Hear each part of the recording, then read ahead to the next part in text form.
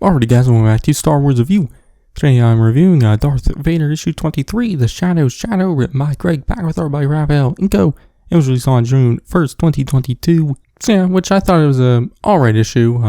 Obviously the ending of the last issue was a big reveal, and I definitely really liked the, the follow-up to that ending. Which, then the rest of the issue, I just, there's some stuff I liked, but then there's some stuff I just wasn't as into. I just kind of have to wait and see how it plays out over the next few issues. And we do see the return of some Gulp Shittos, which is always fun to see. But like I said, the issue picks up right where the last one ended off, with Sabe telling Vader she knows he's Anakin Skywalker, which Vader says Anakin is dead, which Sabe reveals that everything she knows about Anakin is, similar to Vader, like his want for order, but that she also went to Polis Mase, where she found the recording of Padme's last words, which kind of reveals that Vader is Anakin, which Vader pulls out his lightsaber and says, "What do you want?"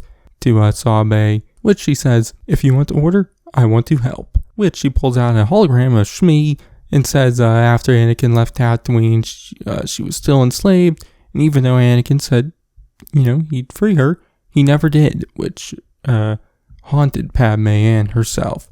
But she reveals she returned to Tatooine and freed enslaved people and smuggled them off-world, which she then says one of those colonies of the former slaves is in danger because of this Imperial governor who's in league with Crimson Dawn, which she asks Vader for his help, because, he'll be able to take out another Crimson Dawn cell, and she'll be able to help the refugees, and she'll be able to prove Padme was right, and there was, still good in him, which Vader disignites his lightsaber and says, "So be it." But also tells Sabe that she chose her path, and she is responsible for where it takes her. And then they board the Lambda shuttle and take off, which I really, really enjoyed this moment. We start to kind of see Vader become softer and come closer towards the light side once again, which Sabe obviously does use some of his past with his mother and whatnot to kind of get him to that point. But, I still thought it was a great moment, and kind of more showing that, the character progression for Vader to where, he becomes the Vader we see in Return of the Jedi, who does return to the light side. But after this moment, when they take off, we see Ochi, Valance, and the others react to them leaving them there, which Valance says they'll just call an evac and they'll go back to the Star Destroyer and just wait it out till their next mission. But Ochi finds a tie and takes off, trying to get his job back. But we then see Vader and Sabe arrive at the planet, which the governor's Star Destroyer is in orbit, which Sabe tells Vader that if she's on board, they can end this in one blow. But Vader wants to go down to the surface to prove Sabe isn't lying.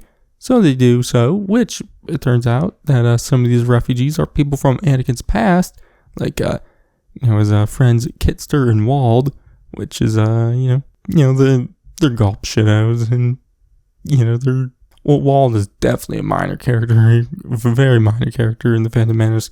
Kitster does at least have some speaking lines, so he's a little bit more up there. So, it's always interesting to see characters like this return. But they tell Sabe what's been going on, which things are a lot worse than Sabe thought, and they haven't been able to contact her because the governor has been jamming their comms, and they don't have any ships, or interstellar ships, which in this moment the droid Z67 asks what this one ship is, which it shows this scrambled together pod racer. They say it was made from a bunch of parts from Tatooine, which it does kind of resemble Sebulba's pod racers, so I do wonder if they use some parts from his pod on it. But in this moment, Vader does ask for their names, which they give their names, Kitster and Wald, and Vader has one of his flashbacks to when they're kids. But afterwards, Vader talks about the land feeling disturbed, which he asks Z67, who's connected to the refugees droid, kind of to get info and whatnot, says that they're currently suffering from a drought, which then these creatures attack And Vader, along with Sabe, Kitster, and Wald, go to take care of them. Sabe tells Kitster and Wald to kind of stay back, which they don't, and so then they get pinned by these creatures, and so Vader has to rescue them, and he defeats all the creatures, which the one refugee says that these creatures don't normally attack, so said 6-7 researches them and realizes that they're only attacking because they are severely dehydrated. But we see Sabe ask Vader if he's seen enough, which he just says, you're not ready, which confuses Sabe, which he then elaborates that she ordered the refugees to do something, but they didn't obey, so if she wants them to live, they must obey, which the issue ends with the Lambda shuttle kind of landing for Sabe as she goes in and gets a new uniform and weapons, I guess to maybe train the refugees. I don't know, I was kind of confused by the ending. I don't really know what it was getting towards.